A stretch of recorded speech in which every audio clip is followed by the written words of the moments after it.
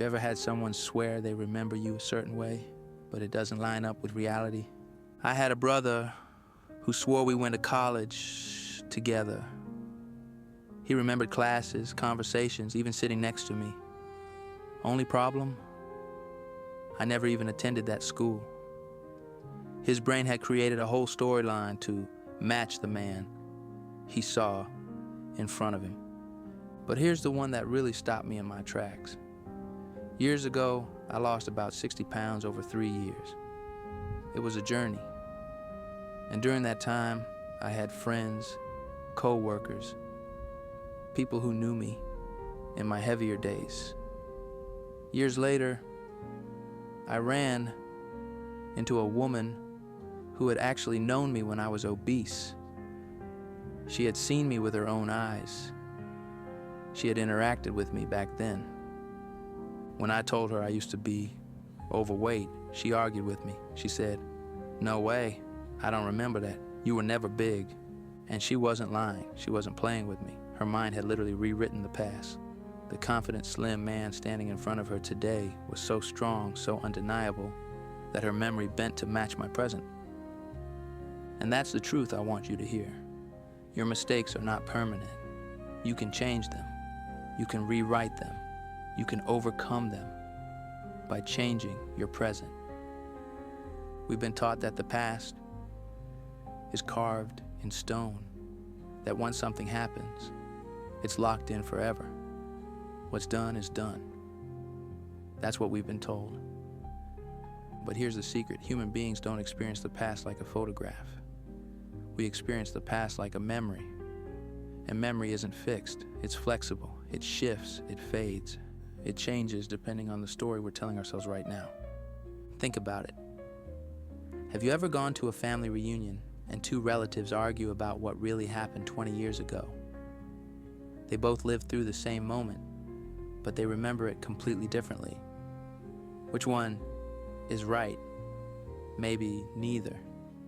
Because memory is fluid, and that means the past isn't this stone wall you're stuck behind. It's clay. And the way you live today presses new fingerprints into it. When I transformed my body, people didn't just see the new me. They reimagined the old me. They said, "You've always been this way," even when I know I wasn't. That's what will happen to you. When you step into your new self, people will forget the chapters you thought would haunt you forever. They'll stop defining you by your lowest point. They'll only be able to see you through the lens of your present. And let me tell you, that's why your mistakes don't have to define you. The shame you've been carrying, the regret you keep replaying, it's not permanent. The question is, will you keep dragging it with you?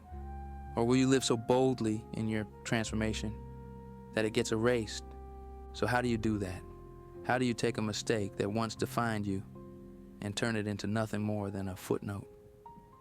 Let me walk you through 5 steps. Step 1, stop clutching old stories. The past only has the power you keep giving it. And most of us keep our past alive by telling it like a rerun on loop. I failed. I messed up. I ruined it. Let me ask you, how many times have you repeated that mistake in your head? How many times have you relived it? More times than it even happened. That's how you keep yourself locked in it. The first step is silence. Stop rehearsing it. Refuse to tell the version of your story where you're always the victim. Don't let your mouth keep breathing life into what should have died already. Step 2, choose who you are now. Identity is not automatic. It's a choice. You have to decide, are you going to keep being the one who failed? Or are you going to step into the one who rose after failure? You cannot be both. When I lost the weight, I had to choose to see myself as a healthy man. If I kept calling myself the fat guy who lost weight, I would still be tethered to that identity. But when I chose to be healthy, when I said, "This is who I am now," everything changed.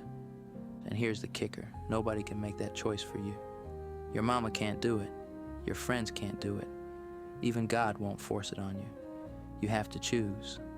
Who are you today?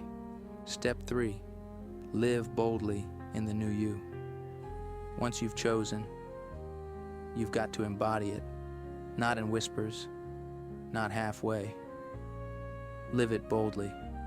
If you've chosen confidence, you walk into rooms with your head high. If you've chosen health, you eat like health is your birthright. If you've chosen abundance, you stop speaking the language of lack. This is not fake it till you make it. This is embody it until it becomes you. Living boldly means giving the world so much evidence of your new self that the old one can't survive. It's like burying your old identity under an avalanche of proof. And when people look at you, even if they once saw your mistakes, they can't hold on to that memory anymore. Step 4, watch others rewrite the story. This is the wild part. When you live consistently in your new identity, other people's memories start bending.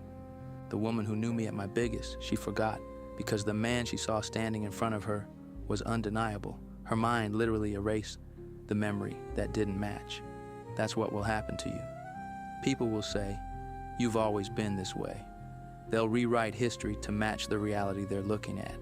And you know what? That's proof. That's confirmation that your mistakes are not permanent. Step 5, anchor the transformation.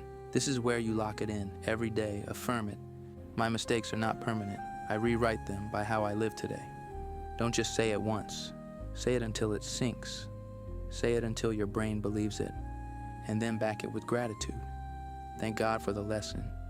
Thank life for the transformation. Thank yourself for the courage to change. Gratitude is what seals a new story. Because when you're grateful, you stop obsessing over what went wrong and you start celebrating what's going right. Anchor it, and the old story fades like smoke. Now picture this with me. That shame you thought would follow you forever, gone. That failure you thought would define you, invisible.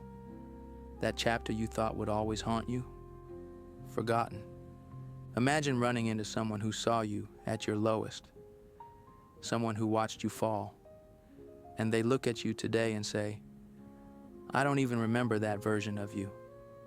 That's not fantasy. That's not wishful thinking. That's what happens when you live so fully in your transformation that the past loses its grip. And here's the wildest part. Even you won't recognize the old you after a while. You'll look back and say, "Yeah, I went through it, but that's not me anymore." Because you stopped clutching the mistake and started living the masterpiece. Here are 10 affirmations for you to anchor this truth. My mistakes are not permanent. Every day I am rewriting my story. Who I am now is stronger than who I was then. I live boldly in my new identity. The past cannot define me when I choose my present. I am worthy of transformation and renewal. Gratitude seals my new story. I rise above regret and walk in freedom. My present self reshapes how others see my past. I am possibility in motion. And here are 2 visualizations to carry with you. First, close your eyes and imagine your old mistakes written in ink on a chalkboard. Now see yourself walking up, erasing those marks one by one, and writing in bold letters, "I am new, I am whole, I am free." Second, picture yourself standing in front of a mirror.